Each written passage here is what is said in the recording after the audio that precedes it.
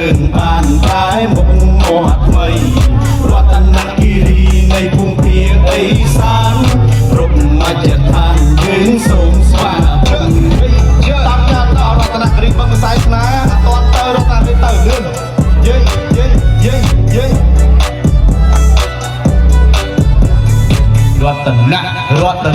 រតនគិរីនៃភូមិភាគឦសាន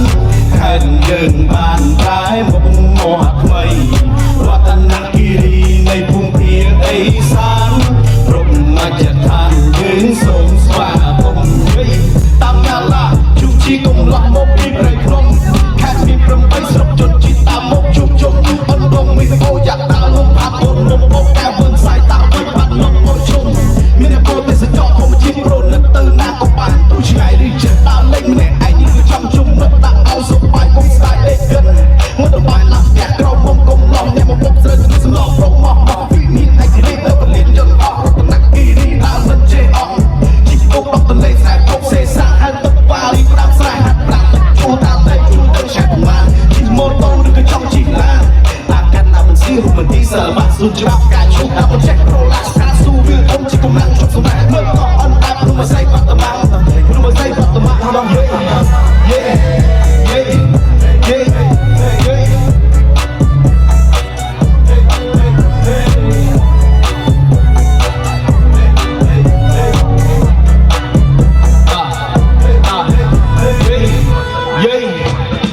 រតនគិរីនៃភូមិភាគឦសានខេត្តយើងបានតែមុខមាត់ថ្មីរតនគិរីនៃភូមិភាគឦសានគ្រប់មជ្ឈដ្ឋានយើងសូមស្វាគមន៍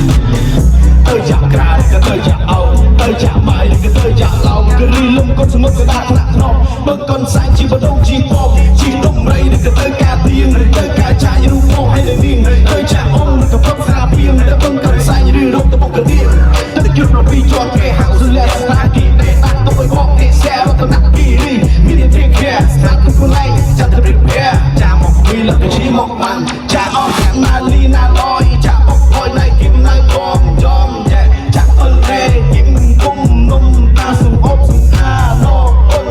អពុនសុខភាពមិនអាចទឹកមាត់មិនគឺសាយស្រលអយញញឹមប្រាំមកបាច់គ្រូមានតែជឿជាក់ជីវិតក្នុងរំលងរីសោប្រូក្រាម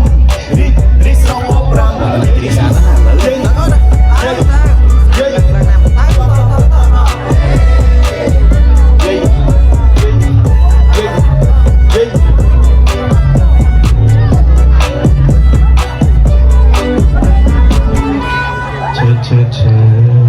អរគុណបងសូមសម្លេងគ្រប់ត្រ